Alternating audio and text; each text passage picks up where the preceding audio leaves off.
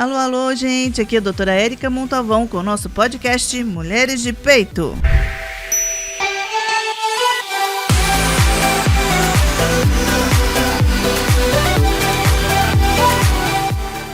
Olá, olá, estamos começando novamente mais um podcast. Eu quero agradecer toda a companhia de vocês. No meu Spotify, a doutora Mulheres de Peito, já estou confundindo tudo, vocês já viram. Vocês podem ir lá, tem vários temas interessantes para você degustar na viagem, ou se quiser ouvir em algum lugar da sua casa. E no YouTube, a doutora Érica Montalvão, com temas sobre saúde e melhora de qualidade de vida. Ok? Hoje eu estou aqui recebendo uma companhia agradável, se não doce. Vocês vão entender porque o doce é uma nutricionista. Doutora Mônica, tudo bem? Tudo jóia. Eu gostaria que você se apresentasse para a gente, para as pessoas conhecerem seu trabalho, aonde você trabalha, conhecer sobre o seu perfil. Sim, nossa, muito obrigada, doutora Érica, pelo convite. É meu primeiro podcast, muita emoção. Que legal! Muito legal estar aqui com você, falando sobre saúde da mulher. Eu sou nutricionista desde 2008, quando me formei aqui em São José dos Campos, na Unip. Eu sou joseense. E aí eu me especializei... Raro. Não é mais. Agora tá difícil encontrar o joseense, mas eu sou daqui. Depois eu fiz a pós-graduação em nutrição clínica e estética pelo IPGS. E aí eu tive por um período uma clínica de estética em Taubaté, depois voltei para São José e fui me desenvolvendo com nutrição esportiva. Até que depois ainda, até me familiarizando com a parte clínica da nutrição, que é bastante importante, comecei a fazer parcerias com cardiologistas, porque eu tenho histórico na família, né? Minha família por parte de mãe já tiveram vários episódios de questão assim, infarto, AVC. Não sou aquela paciente de histórico familiar, assim, hereditário, explícito, mas eu sei que eu tenho esse gatilho ali. Então, é uma parte que me interessou muito, me despertou muita curiosidade. E aí, quando eu morei por um período em São Paulo, eu comecei a atender no ambulatório de cardiologia da Unifesp. Então, nós somos uma equipe de 16 nutricionistas e fazemos esse ambulatório voluntário pelo amor à nutrição e à cardiologia. Legal. Que bom. E aí é uma dinâmica super legal, porque a gente tem uma escala, né? Então a gente vai revezando. E fantástico. Na verdade, agora a nossa equipe até cresceu. A gente teve reunião ontem, na quinta-feira, e nós somos ao todo 18 nutricionistas agora, revezando essa escala. E agora, com essa prática, comecei a me familiarizar mais com a parte clínica, que é uma parte que me encanta muito. Além disso tudo, né, de atendimento clínico, consultório, eu atendo em São José, atendo em São Paulo e atendo online, que é uma oportunidade assim, incrível. Essa semana atendi pacientes na Itália, né, brasileiros, nos Estados Unidos, Tocantins, Rio de Janeiro, Espírito Santo. É muito gostoso ter essa dinâmica, assim, de conhecer um pouquinho de cada canto. O atendimento online veio para melhorar, para gente, para pessoas que não conseguem vir até a gente ter um atendimento, né? Sim. Eu dei uma aula agora no domingo, né, no CIT, Congresso Internacional de Tricologia. Estava falando sobre menopausa e hormônios. Sim. E tinha vários profissionais do país. Aí, só que na segunda-feira já ligaram no consultório de Maceió, querendo marcar consulta online para bater um papo, para direcionar, para conversar. Sim. E olha para você, isso é muito difícil, né? Se não fosse essa possibilidade que apareceu. Sim. Maravilha, muito bom. Em São José, então você não está só em São José, então? Não, eu estou aqui em São José, eu estou na Clínica Prime Cardiologia. Lá temos todos os check-ups cardiológicos, né? A equipe de cardiologistas, o endócrino também, doutor Vinícius. E em São Paulo eu estou com a doutora Fernanda Machado, que é endócrina. E também curto muito a parte de educação nutricional. Então, eu comecei com a parte... Eu tenho 2 filhos, né? O Miguel, de 8, a Natália, de 6. E eu comecei na parte deles de educação infantil a trabalhar com a escola. Então, lá eu aplico dinâmicas de culinária, de educação nutricional, de mindful eating, que é o comer com atenção plena, com consciência. Então, é muito gratificante ver a boquinha deles degustando um alimento e aprendendo a preparar e tudo mais. Então, é uma parte encantadora. Ai, que legal. Hoje o tema nosso, a gente vai falar sobre as fases da mulher, né, e a melhora de qualidade de vida através da alimentação. Sim. não era para ser difícil, mas acaba sendo hoje, mesmo porque por causa dessa rotina da mulher que é bem puxada, do homem também, mas aqui a gente fala mais da mulher. De poder se organizar a sua alimentação e dos filhos, da família, e mercado de trabalho e tudo mais. Sob o ponto de vista nutricional, né, a nutrição pode melhorar a fase que a mulher está passando? Sim. Ou não? Sim, já te respondo, né, assim, com toda certeza. E é muito interessante porque na nutrição a gente fala assim que aquilo que a gente se alimenta na infância, na verdade não é nem na infância, já começa da barriga da mãe, né? Você que o diga aí como ginecologista, que já faz diferença desde a barriga da mãe, da alimentação da mãe e assim por diante, né? O parto, a amamentação, como que vai ser essa alimentação do bebê, se vai ser a fórmula ou se vai ser a amamentação realmente, leite materno, e daí por diante, cada etapa faz diferença para a fase adiante. Então, a alimentação da criança para a adolescência, né? Como que vai se desenvolver essa adolescência, se vai vir precoce ou não. A nutrição, eu digo que ela é a nossa matéria-prima dessa máquina perfeita que é o nosso corpo. Então, o que a gente come faz muita diferença. Eu sou mineira, estou aqui olhando para ela e estou preocupada, mas tudo bem. Assim, no consultório, e no seu consultório e no meu também, qual é a primeira queixa que as mulheres reclamam quando chegam no seu consultório? Tem alguma palavra-chave que elas querem? O que elas querem? Sim, emagrecer. Eu acho que tudo quanto é lugar que ela vai no gineco quer emagrecer. Sim. Porque o hormônio está alterado porque eu engordei. Emagrecer. Sim. É no endocrinologista, na academia, com personal trainer. A grande maioria das mulheres tem essa autocobrança muito grande de emagrecer. A gente sabe da seriedade que é a obesidade em si, o quanto é importante cuidar dessa composição corpórea, não somente ou isoladamente do peso. Elas vêm muitas vezes falando do peso, mas a gente sabe que a composição corpórea, entender o que existe em termos de massa magra, massa óssea, né, os exames, os check-ups, densitometria óssea, se existe osteopenia ou osteoporose, tudo isso é muito importante, entender a composição corpórea. Mas existe uma cobrança muito grande, acho que social, né, dessa cobrança, a gente falando de mulheres, né, não que o homem não tenha, de atender a um padrão estético, caber em um vestido para alguma ocasião especial, seja um casamento ou uma festa, ou ser madrinha, né, eu tenho que caber no vestido porque eu vou a um casamento. Então, isso é bastante preocupante quando a gente olha para a autoestima da mulher. E, ao mesmo tempo, é interessante ver que é possível construir, mesmo com a correria do dia a dia, uma alimentação, uma estruturação de rotina de qualidade, sem necessariamente ser extremista, porque quando a gente idealiza aquela realidade de que é só cortar, né? Parece simples. Corta o doce, corta a alegria, corta o convívio social. Ninguém vive assim. Aquilo que a gente mais ama comer, a gente vai comer pro resto da vida. Essa é a grande verdade. Porque se eu amar pudim, né, falando de mineira, minha irmã mora em Minas, eu sei muito bem o que é ir para Minas, em Itajubá. Eu sou de lá. Então, eu sou encantada por aquela cidade, encantadíssima. E aí fica essa coisa assim, então você nunca mais vai comer pudim? Porque é um doce? Você vai se enganar, porque aí você vai ser pega de surpresa, e alguém da família vai vir com aquele pudim maravilhoso, e você vai negar? Aí você fala, eu não resisto, só hoje. Então a gente começa a ficar com esses jargões assim, só hoje, eu mereço, mas eu quero muito, mas eu tô de TPM, e aí depois, o que acontece? Muitas vezes, a culpa para comer, e culpa é uma das piores coisas que existe, pensando em autoestima, as psicólogas que vão dizer melhor do que eu, mas no aspecto comportamental. Então, quando a gente entende que a gente vai comer e a gente começa a trabalhar a organização, a maneira como se come, um planejamento de equilíbrio entre frequência e quantidade, tudo fica bem mais fácil. Então, é possível, sim, continuar comendo aquilo que você mais gosta, porque você vai comer, independente de eu, nutricionista, dizer para você que sim ou não, a escolha vai ser do paciente, né? Porque eles não têm uma adesão tão boa quando é aquilo que é tão gostoso, e uma tão rigidez prazeroso. Alimentar não é bom em nenhum momento. Nenhum momento, porque elas mais prejudicam a mente.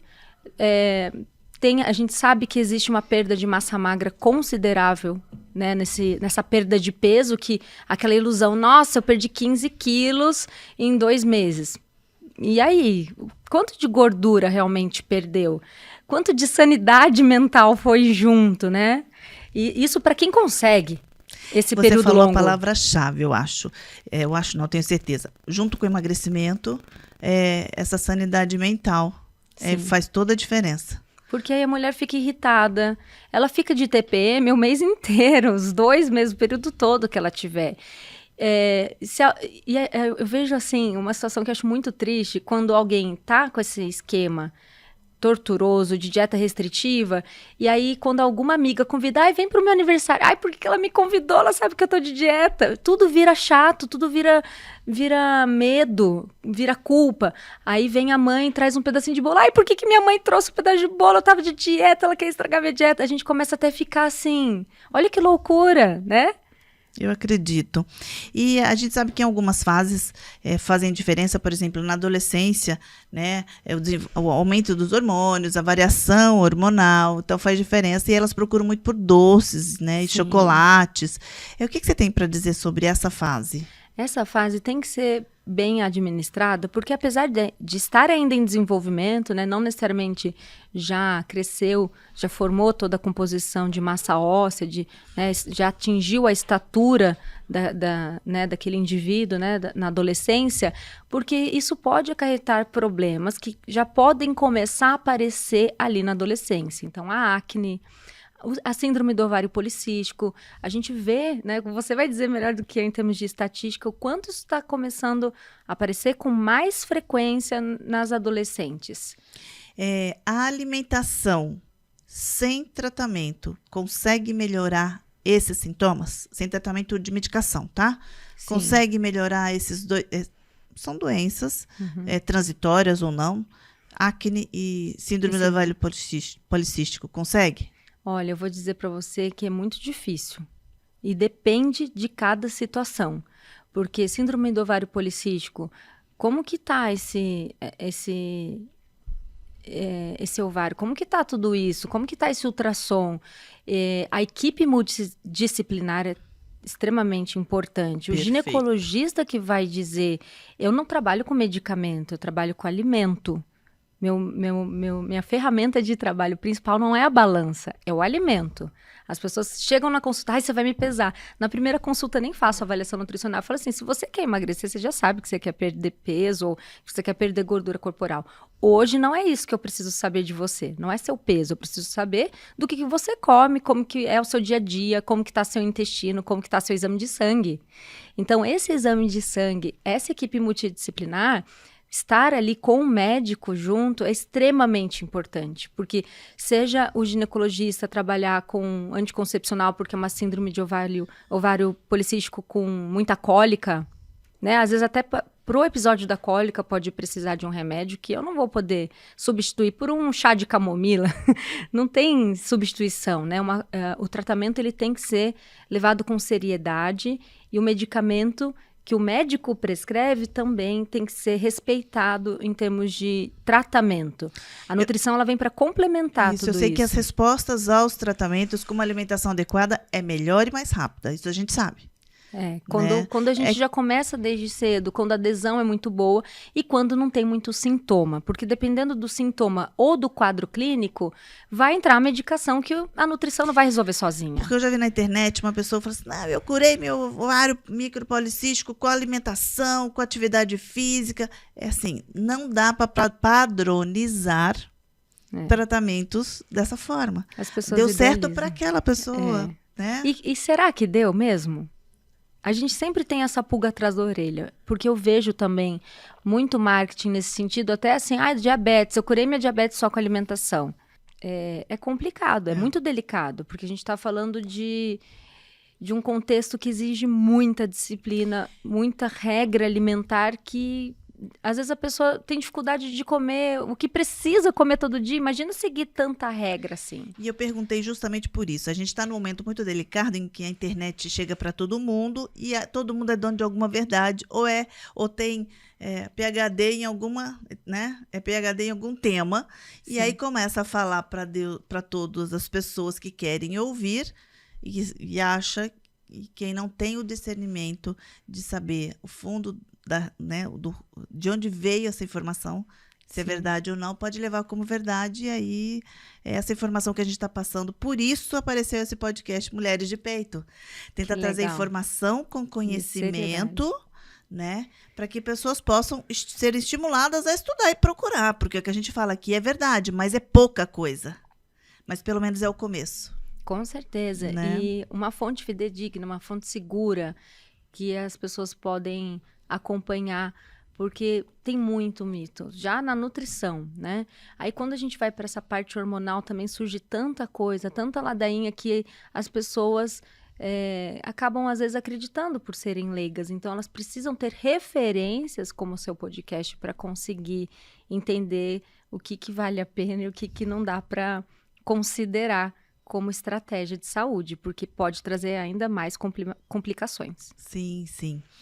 Eu vou puxar, eu acho que eu nem comentei, mas não vai ser tão difícil para você falar isso. Eu vou puxar um teminha que me apareceu, que está vindo com muita frequência pós-pandemia, e não é isso, pós fazer tudo, que todo mundo faz tudo, é o cansaço, a falta de energia no consultório. Sim. Como que você tem lidado com isso? Como você tem orientado?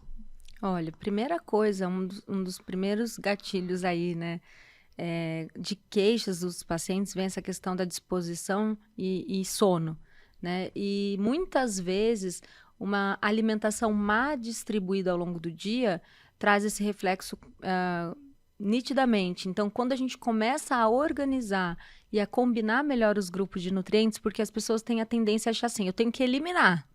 Então, eu vou eliminar o carboidrato, eu vou eliminar a proteína, eu vou eliminar toda a gordura. E aí, que matéria-prima é essa? Que combustível é esse para a máquina perfeita? Como que vai ter disposição para fazer todas as atividades que a mulher faz, né? Ela trabalha, ela se cuida, ela cuida da casa, cuida da família. É muita coisa. A nossa globalização, a nossa atualidade exige muito em termos de atividade, e aí a gente sabe que é do homem, da mulher, mas é muita coisa, são muitas atividades. O dia, 24 horas, já não é mais o suficiente para ninguém. E aí vem a dificuldade de sono e tudo, mas quando a gente começa a organizar isso melhor, né, desde manhã até a última refeição do dia, até o período da noite, e até esclarecer dúvidas, que tem gente que acha que tem que ficar sem comer, né? Então vamos viver de jejum, vamos ficar sem comer que vai resolver. Não é bem por aí também. Você tocou na palavra-chave, que todo mundo tem perguntado, lógico, eu não sou especialista, eu dou a minha opinião pessoal, com um pouquinho de conhecimento científico, que é ginecológico, mas o que você tem para me dizer sobre o jejum intermitente? Olha, muito, muito boa essa pergunta, eu gosto bastante, porque as pessoas tendem a criar uma expectativa muito grande numa estratégia milagrosa, assim como a dieta, tudo, né? Exato, assim como a dieta restritiva, e não é bem assim que funciona. O jejum, ele não serve para todo mundo, tem pessoas que ficam ainda mais irritadas, ou nessa restrição prolongada elas vão chegar na compulsão. Principalmente quando os estudos já mostram isso com clareza, que alguns casos, né, ficam ali, principalmente aquele jejum matinal, e aí chega na hora do almoço, a pessoa já está comendo quase o guardanapo de tanta fome até chegar no prato da refeição em si. Então, a gente tem que ver até que ponto vale a pena. Em termos de emagrecimento, o que funciona? Não tem segredo. Emagrecer é consumir menos energia do que o nosso corpo gasta. É uma conta que tem que fechar para o emagrecimento acontecer. Eu tenho que gastar mais energia do que eu consumo. O jejum intermitente é apenas uma das ferramentas que pode trazer essa restrição de energia. Mas existem tantas outras melhores, como reduzir um pouco do que você come a cada refeição. Eu digo um pouco, não a refeição inteira. Ou reduzir pela metade. A gente não consegue viver com 50% do nosso tanque do carro de gasolina para fazer tudo que a gente roda no dia. Por que a gente acha que a gente vai conseguir? Então, quando recentemente também estive no congresso brasileiro, né, de alimentação e nutrição, o SBAN, e ele enfatizou exatamente isso, que a maneira como as pessoas querem fazer jejum também está totalmente distorcida, porque nós somos seres feitos para despertar, vamos lembrar da roça, do galo, de manhã. com o nascer do sol. Se a gente desperta e vai ficar sem comer, como que movimenta essa máquina depois de um período todo de sono em jejum? Ficou em jejum, mas estava dormindo. A partir do momento que você acorda, você tem que quebrar esse jejum ainda no período da manhã para que você tenha um apetite bem equilibrado e bem distribuído ao longo das refeições do dia. Então, quando eu não tomo café da manhã, os estudos mostram que eu tenho a tendência a ficar com aquela irritabilidade e maior vontade de doces a partir do final da tarde, que é uma das grandes queixas das minhas pacientes. Elas falam, não, eu fico de boa sem tomar café da manhã. Aí, até o almoço, eu como de boa saladinha com carne. À noite é que é o problema. Da 4, 5 horas da tarde, ela já começa. Meu Deus, que fome. Olha a compulsão que vem pela falta de energia que deveria ter sido bem distribuída conforme essa pessoa está gastando e precisando dessa energia para dar disposição, memória, concentração. Quando vai chegando a noite, o que a gente vai fazer? A gente vai dormir. A gente vai entrar para o repouso. Eu preciso de muita energia para ir dormir? Não. Só diminuir, né? Se eu dormir com o estômago muito cheio, eu predisponho até complicações gástricas, refluxo. Então, o jejum mais interessante é o jejum noturno. Sabe aquele exame de sangue de jejum 12 horas como preparo? Esse é o melhor jejum. Isso que você está falando, a gente faz com as crianças, né? Os bebês. A gente não dá Isso. jantar pesado e nem tarde para as crianças que vão dormir, né? Porque podem passar mal, pode dar, sei lá, refluxo, seja o que for, gástrico, né? Algum problema gástrico. Pensando assim, só que a gente deixa de fazer isso, né? Faz todo sentido. Eu falo para muitas mulheres isso. Eu falo assim, lembra do seu bebê? Lembra como que era a alimentação dele? Come mais ou menos igual que vai ficar tudo bem. Você vai conseguir emagrecer com facilidade. É aquele café da manhã, aí depois tem o horário da frutinha, aí depois tem o almoço. Sempre tem um vegetal para o bebê, não é? Por que não tem mais para o adulto?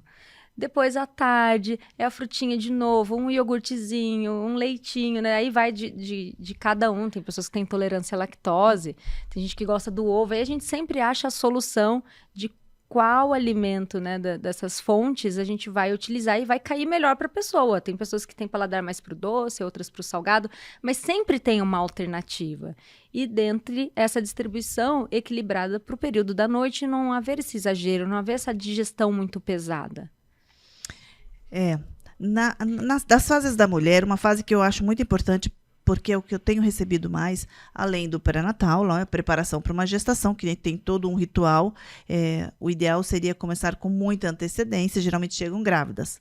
Ok, aí tem todo o preparo do pré-natal. Mas eu gostaria de falar um pouquinho mais à frente, né? Que é a preparação da mulher que está adulta, perto, quase entrando na menopausa, mas ela está ativa, mercado de trabalho, filhos, família, sexo, e ela precisa de uma energia diferente.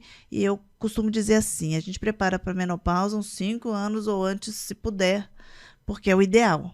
E Sim. A alimentação para mim é muito importante, e eu peço sempre, procuro ajuda, porque eu preciso, médico, a gente não tem esse perfil, né? Mas a gente precisa de ajudas. O que você tem orientado para as mulheres nessa fase, né, de antes da menopausa, pré e na transição, que é o climatério, né? Sim. Na verdade, eu diria que uma das coisas, assim, muito importantes em combinação com a alimentação é esse estilo de vida todo da mulher, né? Ela ter a prática da atividade física, eu digo que não é mais assim, uma recomendação, faça se puder. O nosso corpo foi feito para se movimentar, então a gente tem que fazer caber a atividade física. Ela não precisa ser forçada, empurrada de uma modalidade que a mulher não goste, não curta. Tem que ser um momento prazeroso. Se ela gosta de dança, vai dançar. Se ela gosta de zumba, se ela gosta de ginástica, ou se ela prefere uma caminhada, uma corrida com uma boa instrução, seja da pisada, seja do sapato, né? Tem um profissional acompanhando, porque às vezes as pessoas dizem, então vou sair correndo, vai dar tudo certo, né? Então, a atividade física é de extrema importância, é um dos principais pilares quando a gente pensa em saúde. Não tem a saúde como um todo, ela não depende só da nutrição ou só dos check-ups, ela é o conjunto disso tudo. Então, nenhum desses pode faltar. Não pode faltar o check-up da ginecologista, não pode faltar uma alimentação de qualidade que se encaixe na sua rotina, assim como não pode faltar atividade física. Pensando em alimentação, essa rotina simples, são coisas simples que fazem diferença e que às vezes as pessoas não dão a devida atenção. Então, a gente fala, por exemplo, da queixa do emagrecimento. Você vê como é simples? Falando, né, assim, come um pouquinho menos do que o seu corpo gasta de energia, que vai dar tudo certo. Mas existem parâmetros e ferramentas que eu aplico em consultório com os pacientes para eles se observar nesse sentido, que é muito melhor do que contar caloria. E a gente sabe que a contagem de calorias, dieta dos pontos, vão É legal, mas estressa, né? E é fadada ao fracasso, porque esse negócio, a caloria do abacate é maior que a do pão de queijo, né? Falando da culinária mineira. Mas e aí, o que nutre melhor o seu corpo? O que sacia mais? O que tem mais fibras? Então, quando a gente pensa em alimentação, eu diria que uma coisa que não pode faltar são essas fibras. E da onde que elas vão vir? Eu já atendi adolescentes que não comem nada, não gosto de nada de fruta, verdura, legume. Aí sim, a gente vai começar a trabalhar o paladar dessa adolescente e suplementar a fibra, porque ela já precisa de fibra para ontem. Como que esse intestino vai funcionar? Que é outra grande queixa das mulheres. Elas reclamam do intestino preso, fezes ressecadas. E aí a gente sempre fala, você bebe água? Bebo. Mas como que esse intestino está funcionando? Não, mas eu bebo água. Eu bebo, mas eu esqueço. Ou às vezes eu falo assim, eu bebo, mas às vezes eu esqueço, mas eu bebo. Aí eu falo, mas como estão suas fezes? Não importa o quanto, talvez, ela acredite que ela já beba água o suficiente, porque isso é uma questão de um ponto de vista do parâmetro de cada um. Mas se aquelas Depende do referencial, né? Depende do referencial. Mas se aquelas fezes estão se apresentando ressecadas, vindo aquelas bolotinhas separadas, o corpo dela está dizendo que ela precisa de mais água. Aí ela busca o quê? Não tem um suplemento para o meu intestino funcionar? Não tem um probiótico? Não tem um laxante? Opa! Né? Na verdade, assim, precisa dessa orientação correta, porque às vezes ela acredita que está fazendo corretamente.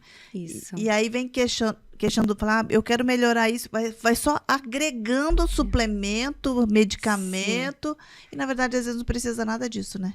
Sim, porque o simples funciona melhor. Então, no tratamento nutricional, eu sempre digo que nutrição é tratamento, não tem uma consulta milagrosa. Não tem como resolver um hábito alimentar de um indivíduo em 1 hora, e olha lá, né? Porque 1 hora é pouco para uma primeira consulta, se deixar, às vezes a gente fica até um pouco mais.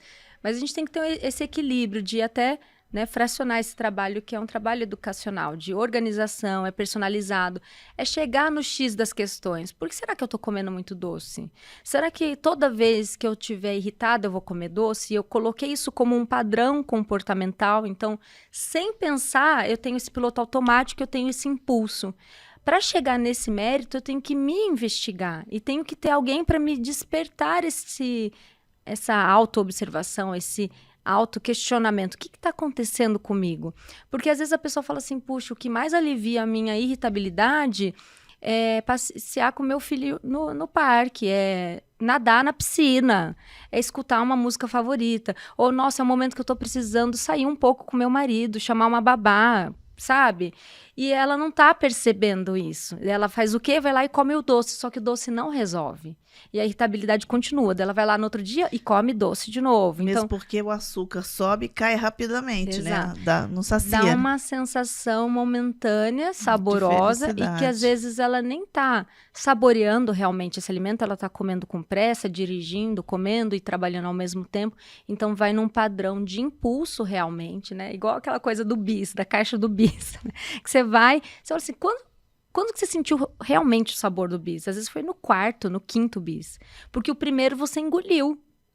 Você nem mastigou direito. Então, a gente vai aprofundando nessas questões e quando a gente chega nessas questões individuais, a gente consegue estruturar uma qualidade de alimentação para qualquer fase da vida, seja adolescência ou seja mulher da menopausa, como você me perguntou, dessa fase que ela tá assim, né, às vezes grávida, mas já uma idade próxima da menopausa, ou para ir para a menopausa e tá assim, sem saber o que fazer. O metabolismo está diferente, isso a gente sabe. quando existe uma condição de metabolismo, ela precisa do endócrino. Porque existe esse preconceito, muitas vezes, com remédios para tratamento de obesidade ou resistência insulínica, que a gente sabe que está ali junto com a resistência à leptina, ou seja, o pré-diabetes e a resistência ao hormônio da saciedade, leptina. Então, se metabolicamente essa paciente não for tratada, só alimentação e atividade física, dependendo de como ela estiver desajustada, vai ser um processo muito lento e que ela vai se frustrar, porque ela quer, né, todo mundo quer resposta para ontem.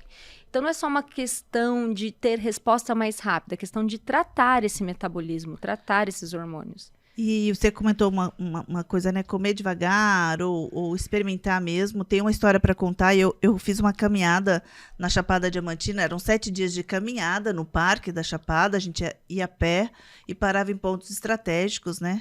Nossa, São que 7 legal. dias de caminhada. Eu recomendo, gente, a caminhada Chapada Diamantina. Não precisa de muito. É uma mochila, lógico, que precisa ter o contato de lá para poder fazer essa caminhada. E eu me lembro que, assim, a gente saía 8 horas da manhã, chegava 8 horas da noite no ponto, Sim. né?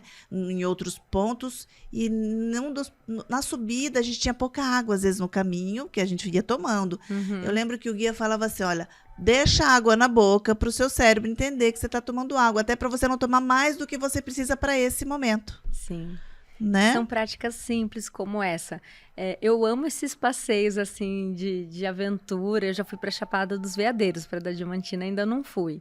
E eu faço esses passeios com alguns amigos também da área da saúde, doutor Eric, que a gente leva na mochila nozinho de queijo, fruta, damasco, coisas assim para não ficar com fome, porque você vai pular naturalmente uma refeição tradicional do almoço, por exemplo, né? Você vai fazer esses lanchinhos, então castanhas, tudo tem como se organizar. E nessa realidade toda, né, de autocuidado, de atividade física, né, você tá apreciando, você saborear o que você come, ainda mais no seu dia a dia. Eu sempre digo que as nossas papilas gustativas estão na língua. É muito comum a gente jogar o alimento direto pro dente, mascar, malemar e engolir. Então você não saboreou, você não sentiu o sabor. Às vezes uma breve pausa ali no meio da boca, né, sobre a língua, você consegue despertar uma explosão de sabores e realmente apreciar essa refeição. Então faz toda a diferença. E dos alimentos que você considera chave para a mulher, o que você diria para mim hoje? Olha, eu diria que não tem o alimento-chave, tem o sinergismo dentre os alimentos, a combinação feita a cada refeição. O que não pode faltar? Fibras. Fibras não podem faltar. Onde elas estão? Isso desde do bebê, né, que introduz a alimentação, até o idoso. Porque a fibra, ela atrapalha a absorção da gordura e da glicose, ela está em todas as diretrizes de prevenção, né, como recomendações preventivas e parte do tratamento, seja da hipertensão, das dislipidemias, da diabetes, de doenças inflamatórias, né, essas doenças silenciosas que dependem do check-up, a endometriose. Então, a fibra, quando ela alimenta a bactéria do intestino, ela libera componentes, né, anti-inflamatórios na corrente sanguínea. Essa resposta é extremamente interessante. Os alimentos fontes de fibras, frutas, verduras, legumes e cereais integrais. Eles são o nosso polivitamínico natural também. Então, além de fibras, eles trazem grande parte, né, das vitaminas e minerais que o nosso corpo não tem estoque. Uma vez, um veterinário falou para mim que cachorro tem estoque de vitamina C. Eu falei, caramba, olha que ser evoluído. A gente não tem estoque de vitamina C. Por isso que o cachorro demora para apresentar rugas. A gente tem que tomar, a gente tem que comer a vitamina C, às vezes passar no rosto, né? Então, olha só a diferença. Se a gente não tem estoque, a gente tem que comer todos os dias. E olha a atenção que a necessidade, a importância que tem isso, mas as pessoas não dão o devido valor. Elas querem um alimento milagroso. Então, a vitamina C, esse nutriente em si que a gente está colocando aqui em pauta, não está só na laranja, está no tomate, está no mamão, está no morango, está em diversas fontes alimentares que vai depender do paladar de cada um. Então, não precisa ser exclusivamente a laranja, né? A gente tem a acerola, a gente tem algumas berries Agora vem a primavera, tudo tá na época, né? Lixia, amora, tudo isso tem bastante vitamina C, mas a gente tem que comer. E a gente tem que entender como que eu vou distribuir isso. Quais são as fontes, as melhores fontes para mim? Quais frutas que eu vou comer? Já desde o momento da compra, é o planejamento para organizar o consumo, a frequência e a quantidade. Ah, muito bom, muito bom. E com a mulher que está, assim, precisando na menopausa, diminuir carboidrato, porque o metabolismo está mais lento, mas ela precisa de energia. Sim. Então ela me pergunta, doutora, como é que eu vou tirar o carboidrato que me dá energia nesse momento? Não como é que você orienta? Tira o carboidrato. Para com essa mania de tirar carboidrato. Carboidrato é alegria. A gente tem disposição e força, inclusive, para treinar se a gente tem carboidrato. Agora, existem diversos tipos de carboidrato. Carboidrato a gente bom. tem o carboidrato do pudim, igual a gente falou, do bolo de fubá, com erva doce, que ainda pode ser uma receita caseira, mas a gente precisa considerar o quê? Que muitas vezes a gente come o carboidrato sozinho, o carboidrato é o que a gente tem de mais fácil. Quanto mais industrializado, processado ele for, menos interessante para a nossa saúde. Essa já é uma recomendação do Guia Alimentar da População Brasileira. Agora, se é um carboidrato, como, por exemplo, arroz, o que a gente faz? A gente colhe o arroz, cozinha, ele não é ultraprocessado, principalmente se ele for um integral. Ainda que ele não seja um integral, poxa, Mônica, não curto arroz integral, muita gente fala isso pra mim. Eu quero comer o arroz branco. Tudo bem, come o arroz branco, só que metade do seu prato vai ser de vegetais. A outra metade, né, se a gente pensar num prato dividido em 4, um quarto vai ser de arroz e feijão, e o outro, um quarto, vai ser da carne, ou do ovo, ou das próprias leguminosas, não somente soja, mas grão de bico, feijão, lentilha, ervilha, para quem é vegetariano. Por que isso é tão importante? Porque não é o arroz o seu inimigo, você precisa dele ali. Ele faz parte da sua nutrição, da sua qualidade, mas não é o arroz sozinho, é o arroz com um feijão que é rico em fibras, com a proteína que te preenche saciedade e constrói tudo no seu corpo, pele, cabelo, unha, hormônios, as células como um todo, inclusive as de defesa do nosso corpo, e com as fibras presente. O problema é quando a gente quer preencher todo o nosso prato só com macarrão e esquece do resto. Assim como numa refeição de café da manhã ou lanche da tarde, eu preciso de um cereal de preferência integral. Então, quem não ama pão? Eu como pão todos os dias, o pão 100% integral. Eu como pão de manhã, de tarde, de noite? Não, porque é exagero. Eu não preciso de tudo isso de pão no meu dia. Eu preciso do colorido, da variedade dos grupos de alimentos. E quanto menos processado ele for, melhor. Então eu tenho o pão 100% integral que tem fibra, eu vou comer com qual proteína? Essa é a diferença. Porque se eu for lá e como um pão francês, ele já é refinado. Ele não tem fibra, ele vai ser absorvido muito rápido na corrente sanguínea. Ele vai dar um pico de glicose muito parecido com o do doce. Só que eu não tenho como me saciar com isso. Porque não tem fibra, não tem grande qualidade de nutrientes ali. É como se você consumisse esse alimento e ele não matasse a fome, porque seu corpo fala assim, eu preciso de muitos nutrientes a mais que você não me deu. Aí eu vou lá e como outro pão e outro pão. É muito fácil comer 3 pães franceses no meio da tarde, porque eu tô com fome e não estou preenchendo minhas necessidades nutricionais. Diferente de pegar o pão 100% integral, passar um fio de azeite nesse pão, combinar com ovos mexidos ou com ovo, seja ele frito. Eu tô dando exemplo do ovo, mas existem diversas outras proteínas, seja o atum, seja o hummus, que é do grão de bico, para quem é vegetariano. Eu preciso combinar esse carboidrato com proteína e com boas fontes de fibras.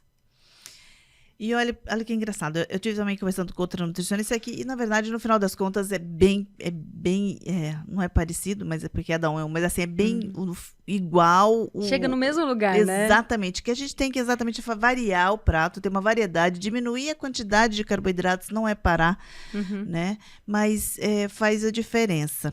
Nosso tempo está esgotando, mas eu gostaria de pedir para você um encerramento. O que você diria assim, para fechar com chave de ouro a nossa conversa, para quem estiver ouvindo, sobre alimentação? Sim, eu diria e reforçaria que comer é um ato de sobrevivência.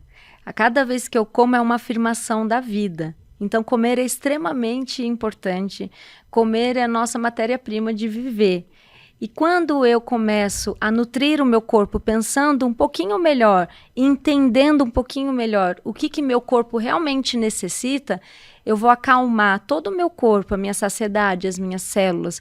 Isso vai me trazer mais disposição, um funcionamento melhor do intestino, da imunidade, um sono mais tranquilo. Então, a nutrição reflete em todos os aspectos da nossa vida, no nosso estado emocional, na nossa disposição, alegria de viver e na nossa saciedade e sensação de alegria, que é tão gostoso comer. E que isso não precisa ser assim tão complicado, tão triste e tão restritivo. A gente consegue trabalhar com equilíbrio de quantidades, de frequência e de combinações bem feitas, assim como eu citei agora mesmo. A gente precisa acolher a alimentação com mais carinho e com menos medo, com menos culpa, porque nada disso resolve e nada disso cuida da sua saúde. Muito bem, muito bem. Para quem não se alimenta direito, uma dica, aprendam de alguma forma, senão procure ajuda, é muito importante. Sim. Né? Às vezes a gente sozinho não consegue. Muito obrigada por você ter vindo, Eu que agradeço. ter dado o seu tempo para a gente poder conversar um pouquinho. Eu sei que tem muito mais assuntos sobre isso. Sim, passou muito rápido. Né? Já 45 minutos nós estamos gravando. Mas quero você outras vezes, a gente vai combinar mais para frente, porque esse assunto não esgota. Eu acho que não esgota, e quanto mais é falado, mais é lembrado e a gente melhora. Isso como tudo na vida. Sim, com certeza. Muito obrigada pelo convite e eu espero sim, com certeza, retornar. Obrigada a você. Obrigada. Tchau, tchau. Beijos.